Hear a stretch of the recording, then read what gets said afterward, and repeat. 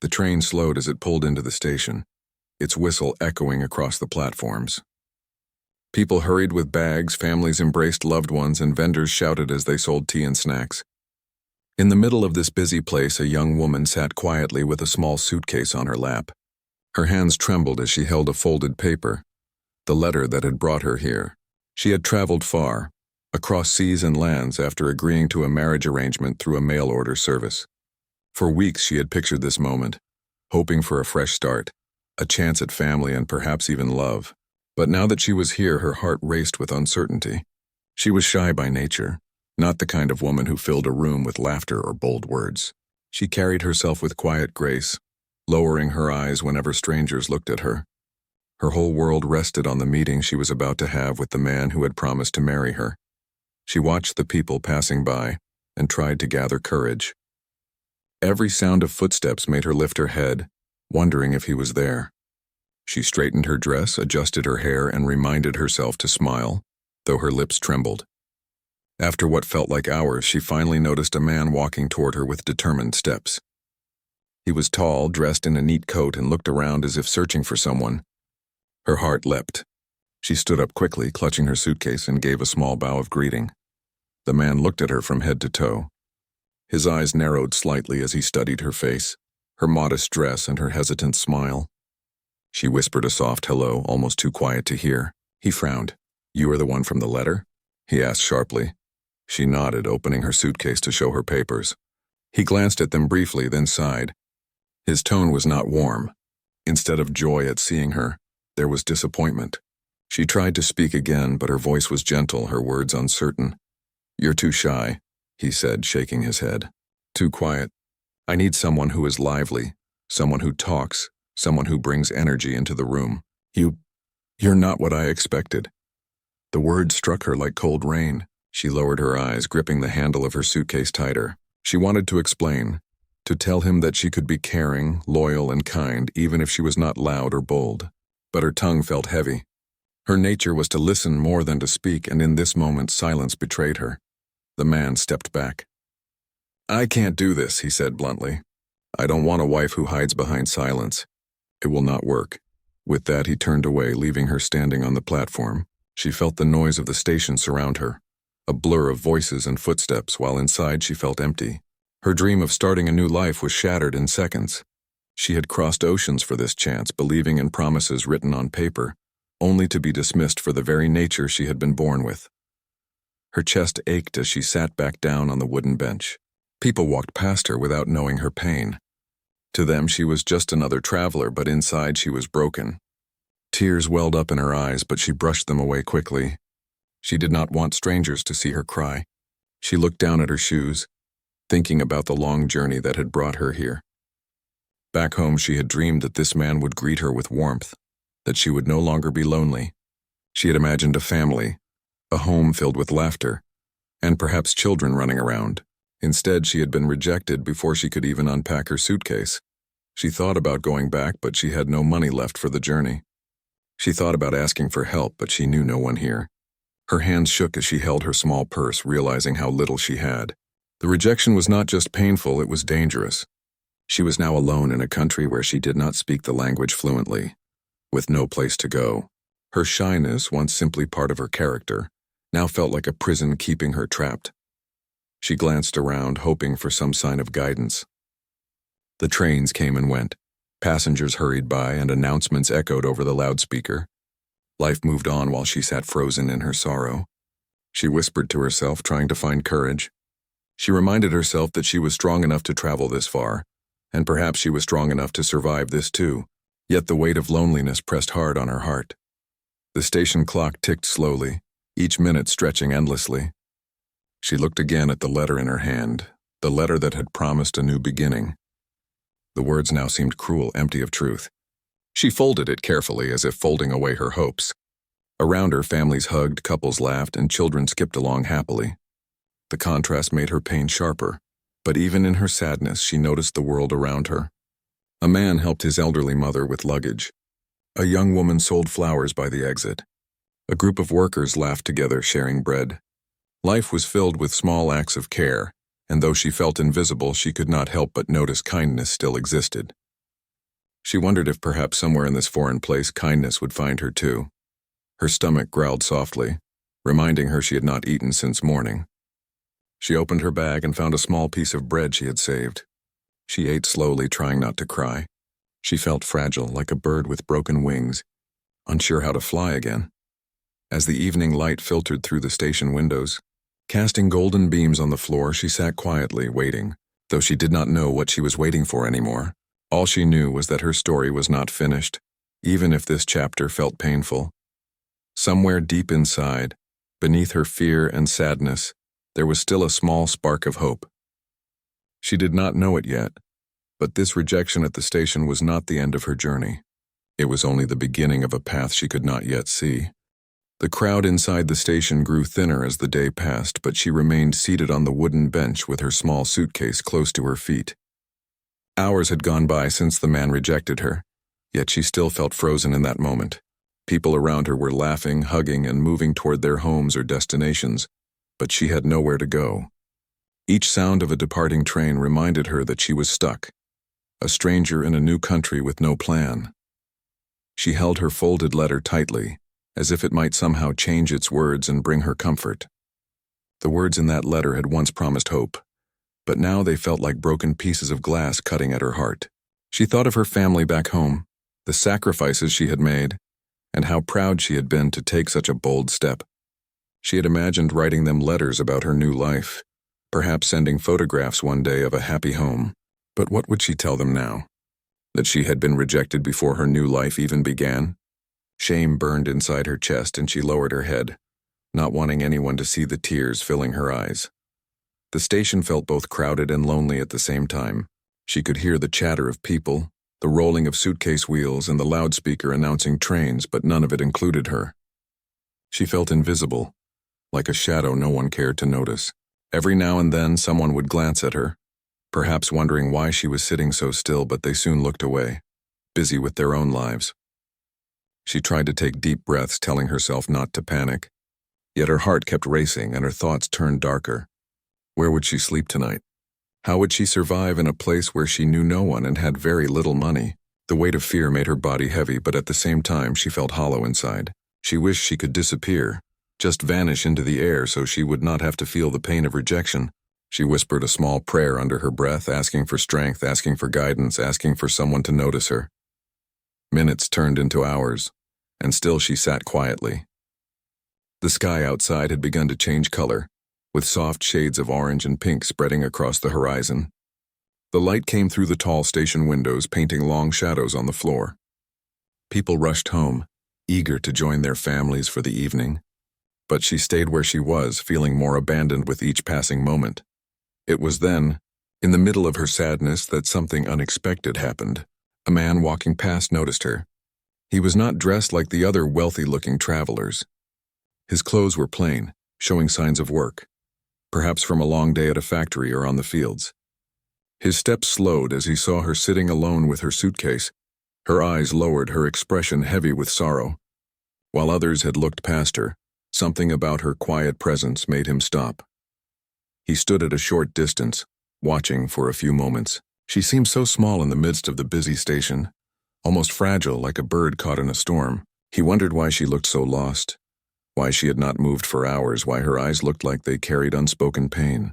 Unlike the others who hurried on, he felt a tug in his heart, an urge to step closer. She sensed his shadow falling across her, and she looked up slowly. Their eyes met for the briefest moment, and she quickly lowered hers again, embarrassed by her tear-stained face. The man hesitated, unsure if he should approach. But then he remembered his own past, times when he too had felt invisible and wished someone would notice. So with a gentle step he came closer and spoke softly. "Are you all right?" he asked. His voice was calm, not sharp or demanding, and that surprised her. For a moment she did not answer, afraid that if she opened her mouth her voice would break. She only shook her head slightly, trying to hide her pain. The man did not push her. Instead he waited patiently, standing beside her with quiet respect. That patience itself felt unusual in a world where everyone else was rushing. Finally, in a whisper, she managed to say, I don't know what to do." Her accent was clear and her words were careful, as if she was not used to speaking the language much. The man leaned slightly closer so he could hear her better, but he did not rush her. She looked up again and saw something in his eyes that she had not seen in anyone else since she arrived. Kindness. She took a shaky breath and explained in broken sentences what had happened. She told him she had traveled far for marriage, that the man who was supposed to meet her had rejected her for being too shy and too quiet. She admitted she was alone now, with no family here, no place to stay, and very little money. Each word felt heavy, as if she was confessing her deepest fear to a stranger, yet the man's eyes never judged her. He only listened, nodding slowly, letting her finish. When she stopped, the silence felt long. She wondered if he too would turn away, leaving her to her fate. But instead he spoke softly again. "You don't deserve to be treated that way," he said. "Being quiet doesn't make you less. It only means you see the world differently. Some people don't know how to value that." Her eyes widened slightly. No one had ever spoken to her like that, not even back home. For so long she had been told she needed to speak more, to act louder, to change who she was. And now here was a stranger telling her that her quietness was not a weakness. She clutched her suitcase, unsure what to say. He noticed the way she held it tightly, as if it was her only anchor. He did not try to take it or touch it. Instead, he simply offered, "You shouldn't stay here all night. The station isn't safe once it gets dark. If you allow me, I can help. At least let me walk you somewhere safe." She hesitated. Trusting someone new was difficult, especially after what she had just been through. But something about his steady tone, his patient eyes, made her feel she could believe him. Slowly she nodded. The man gave a small smile, not wide or overbearing, just a gentle one to reassure her. He motioned toward the exit, and together they began to walk. She carried her small suitcase, and he matched her pace, never rushing ahead. For the first time that day, she felt the heavy pressure on her chest lift slightly. The station lights flickered on as evening turned into night, and the sound of another train echoed behind them. But she no longer felt completely invisible. Someone had finally noticed her, not because she was loud, not because she tried to draw attention, but simply because she was there, quiet and shy, yet still deserving of care. She did not know where this path would lead, but in that moment she knew one thing. She was no longer completely alone. They walked slowly out of the station, the evening breeze brushing softly against their faces. The woman held her small suitcase firmly with both hands, still nervous, still unsure. The man walked beside her with calm steps, not speaking too much, giving her space. Around them, the city lights began to glow, shops closing, street vendors packing their goods, families heading home for dinner. To her, everything looked new and unfamiliar. She had never been in this country before, and the tall buildings, strange signs, and busy traffic made her heart beat faster. But at least she was not walking alone. The man glanced at her every few moments, noticing how she looked around with wide eyes, how she hesitated at every crossing, how she lowered her head whenever people passed close by. He could see her fear, but he could also see her strength. Despite everything, she had not broken down completely. She was walking forward, even after being left alone in such a cruel way. That touched him deeply. When they reached a quieter street, he finally spoke again. His voice was gentle, not wanting to startle her. "Do you have anywhere to go?" She shook her head slowly. "No? Do you have friends here?" He asked carefully. Again, she shook her head. Her eyes fell to the ground as if ashamed. "No one," he nodded, not surprised. From the way she looked and spoke, he had already guessed she was new here. He thought for a moment, then said, "I live not far from here. It is a small place but safe. If you want, you can rest there tonight. Tomorrow we can think about what to do." Her steps slowed. She looked at him with hesitation, her eyes showing doubt. She had been hurt already once that day, and trusting another man so soon felt frightening. But he noticed her doubt and quickly added, "I don't mean harm. You don't have to decide now. If you prefer, I can help you find a place to stay. But I don't think you should spend the night at the station." His words were steady, without pressure, without force. That gave her a little courage. After a long pause, she nodded again. "Thank you," she whispered, her voice soft but sincere. They continued walking. The streets grew quieter, the sky darker, and the stars began to appear above. For the first time that day, she felt her heart slow down. The fear was still there, but it was no longer unbearable. She walked beside someone who seemed to care, someone who was not mocking her for being shy, someone who listened. When they reached his home, she was surprised by its simplicity. It was a small house, neat but humble. The walls were plain, the furniture simple, but everything was clean and organized. He opened the door and let her step inside first. She stood near the entrance, clutching her suitcase as if unsure whether she should really be there. "You can sit," he said kindly, pointing to a chair. "I'll get some water." She sat down slowly, her eyes scanning the room. There were signs of a simple life. Work boots near the door, a table with a half-finished book, a framed picture of what looked like his parents on the wall.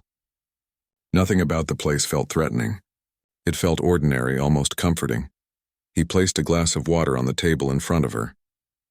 "You must be tired," he said. She nodded but said nothing. She was still shy, still careful. He did not mind. Instead, he began to prepare a simple meal, bread, soup, and some vegetables. As he moved around the kitchen, she watched quietly, surprised that he did not ask her endless questions or demand anything from her. He seemed to understand her silence. When he placed the food on the table, he motioned for her to eat. At first she hesitated, feeling she might be a burden, but hunger pushed her forward. She took small bites, eating slowly, and whispered a soft, "Thank you." "You don't need to thank me," he replied gently. Anyone would do the same, but she knew not everyone would. The man at the station had rejected her without care, and the crowd had passed her by without noticing her pain. This man was different. After dinner, he prepared a small room for her. It was simple, with just a bed and a small table, but it felt like a palace to her after the fear of the station. She placed her suitcase near the bed and sat down, feeling both relief and exhaustion. Through the thin walls, she could hear him moving about, preparing for his own rest. She lay down, staring at the ceiling, her mind heavy with thoughts. The rejection still hurt, like a bruise inside her heart. She remembered the man's sharp words, "Too shy, too quiet." They echoed again and again, making her doubt herself. But then she also remembered the new man's words, "Being quiet doesn't make you less." Those words felt like a soft blanket, giving her a little warmth in the coldness of the day. She closed her eyes and let herself drift to sleep, whispering one last prayer of gratitude for the stranger who had noticed her. The next morning, sunlight filtered through the small window. She woke to the sound of birds outside and the smell of fresh tea. For a moment, she forgot where she was. Then the memories rushed back, the long journey, the rejection, the man who helped her. She sat up slowly, brushed her hair, and opened her suitcase to find fresh clothes. When she stepped into the main room, he was already dressed for work. He smiled faintly when he saw her. "Good morning," he said. She nodded, whispering back, "Good morning." "I'll be at work during the day," he explained. "But you can stay here. You'll be safe. If you need anything, the neighbors are kind." She looked at him with wide eyes. Why are you helping me?" she asked softly, the question that had been in her heart since yesterday. He paused, thinking carefully before answering. "Because I know what it feels like to be alone, and because no one deserves to be left behind like that."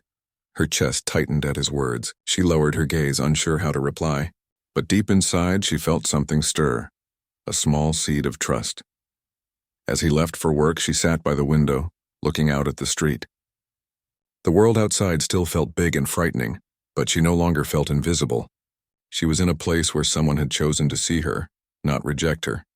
She did not know what tomorrow would bring, but she knew this. Her story had not ended at the station. It was only beginning. The days turned into weeks, and slowly her life began to change.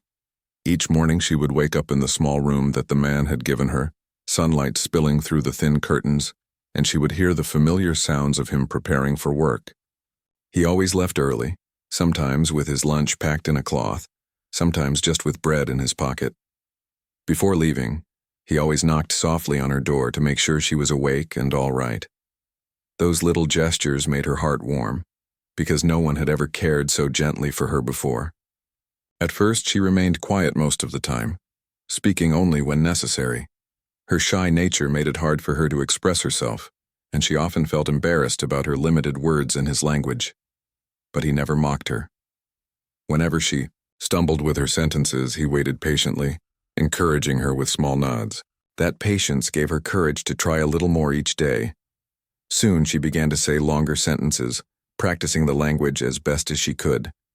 and whenever she did, his eyes lit up with quiet pride, as though he admired her effort. She also began to show her gratitude through actions rather than words. While he was at work, she cleaned the small house, washed the dishes, and sometimes cooked simple meals. At first, she wasn't sure what spices or ingredients to use, but she tried. Some meals came out too salty, some too plain, but he never complained. Instead, he always ate with a smile, thanking her. Slowly, she learned his ways of cooking and even mixed them with her own, bringing new tastes into his home. The neighbors began to notice her presence. At first, they were curious. They whispered questions to the man, wondering who she was, where she had come from. But his answers were simple. She needed help. She is a guest. The neighbors accepted this, and soon they too greeted her kindly. Some brought fruits, some offered advice, and some simply smiled whenever they saw her. Their kindness made her feel less like a stranger.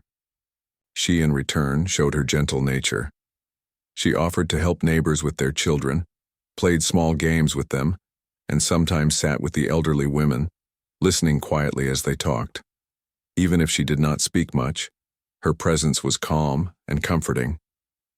People began to see her not as an outsider, but as someone who carried kindness in her heart. Inside the home, her relationship with the man grew in small but meaningful ways. He would tell her stories about his work, about his childhood, about his dreams of a simple life filled with peace. She listened closely, her eyes never leaving his face, storing every detail in her memory. Sometimes, when he returned home tired, she would prepare tea and place it in his hands before he even asked. Those small gestures filled the silence between them with something deeper than words. There were moments when she doubted herself, moments when she remembered the rejection at the station. Sometimes at night, as she lay on the small bed, she would hear the harsh voice of the man who had told her she was too shy, too quiet. The memory made her chest heavy, and she would wonder if one day this kind stranger would also feel the same. But then she would recall the way he looked at her, not with disappointment, but with understanding. That thought soothed her, reminding her that perhaps this time things were different. One evening, after a long day at work, he returned home and found her in the small garden behind the house. She had been planting flowers she had bought from a market with the little money he had given her for daily needs. Her hands were covered in soil, and her hair fell loosely around her face. She looked up as he approached, and a shy smile touched her lips. "You like flowers?" he asked, his voice carrying both curiosity and amusement. She nodded. "They remind me of home," she said slowly, choosing her words carefully. He knelt down beside her, helping to press the soil around the plants. "Then let's make this garden bloom. It can be your place." Her eyes widened with surprise. No one had ever given her such freedom before. She nodded again, and though she did not speak, her heart swelled with gratitude. From that day, the garden became their shared space, a place where silence was filled with the sound of growing life. As weeks passed, their bond grew stronger. He began to notice the little things about her, the way she hummed softly when she cooked, the way she always folded her clothes neatly, the way her eyes sparkled when she saw children laugh. And she began to notice things about him too, the way he always shared his food with others, the way he worked hard without complaint, the way he spoke with respect to everyone, no matter who they were. One rainy evening, as they sat inside listening to the drops fall against the roof, he finally asked her gently, "Do you miss home?" Her eyes softened. "Yes," she whispered. "I miss my family. I miss the language, the food, the songs. But—" She paused, looking around the small room that had become familiar. "This place, it feels safe. You made it feel safe." He looked at her with quiet seriousness. "You deserve safety. You deserve peace." Her throat tightened. She wanted to say more, to tell him how much his kindness had meant, how much lighter her heart felt because of him. But her words were trapped in her chest. Instead, she lowered her gaze and whispered softly, "Thank you." The silence that followed was not heavy. It was gentle, filled with unspoken emotions. He did not push her to say more. He simply accepted her words, and the look in his eyes told her that he understood the rest. Over time, she began to realize something important. Her quietness, the very thing that had once been used against her, was not a weakness here. In his home, her gentle ways were seen as strengths. Her silence was not judged but respected. Her shy nature did not push him away. It drew him closer. She was finally being seen for who she truly was. The little acts of daily life tied them together in ways they did not expect. Sharing meals, working in the garden, walking to the market. They were simple moments, but they carried deep meaning. Each act of kindness, each shared glance, built a bridge between their hearts. She knew then that life sometimes took strange turns. What had started as rejection had become an unexpected blessing. And though she did not yet know what the future would hold, she felt for the first time that she was no longer lost. She had found not just shelter, but a place where her heart could breathe freely. The months went by quietly, like pages turning in a gentle book. What had begun with fear and tears at the station slowly became something she had never expected, a life filled with peace. Each day seemed ordinary on the surface, preparing meals, tending the small garden, helping with small chores, listening to the sounds of the street outside. Yet beneath those simple actions, something deeper grew between them. Something strong but unspoken. She often thought about that day at the station, about how different her life might have been if the man who had promised to marry her had accepted her. She imagined herself in a home where her shy nature would always be criticized, where her silence would be treated as failure. She realized that perhaps what she thought was rejection had actually saved her from a future without kindness. What had once felt like the end of everything had been the beginning of something better. The man who had helped her never made grand promises. He never tried to impress her with big words or riches. His life was simple, his house small, but his heart was steady and kind. He showed his care not through speeches but through actions, making sure she was safe, listening when she spoke, giving her space when she needed quiet, and sharing laughter in small moments. Slowly, she found her voice again. She began speaking more, her confidence growing with each word. She still carried her shy nature, but it no longer felt like a weakness. It became a part of her that he valued. Sometimes, when she doubted herself, he reminded her with a smile, "Your quietness is your strength. You see what others miss. You feel what others ignore." Those words stayed in her heart like treasures. One evening, after a long day of work, he came home and found her sitting in the garden they had made together. The flowers were in bloom, their colors bright under the soft glow of the sunset. She was gently watering them, her hair falling loose around her face, her eyes calm. He stood for a moment watching her, realizing how much his life had changed since she had walked into it.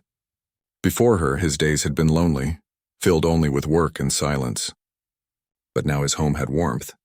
He no longer ate his meals alone, no longer spent evenings in empty silence. He stepped closer and she looked up, offering him her shy smile. "The flowers are growing well," she said softly. "They are," he agreed. But his eyes were not on the flowers. They were on her. He sat down beside her, his hands resting on his knees. For a while they just sat together, listening to the birds and watching the sky change colors. Then, in a voice steady but filled with emotion, he spoke. "I've been thinking about us." Her heart skipped. She looked at him, unsure what he meant. He continued, "When I found you at the station, I only wanted to help. I thought it would be for a day, maybe two. But now I can't imagine this home without you. I don't want you to feel you are just a guest here anymore. I want you to feel this is your home too." Her breath caught in her chest. She lowered her eyes, her fingers trembling around the watering can.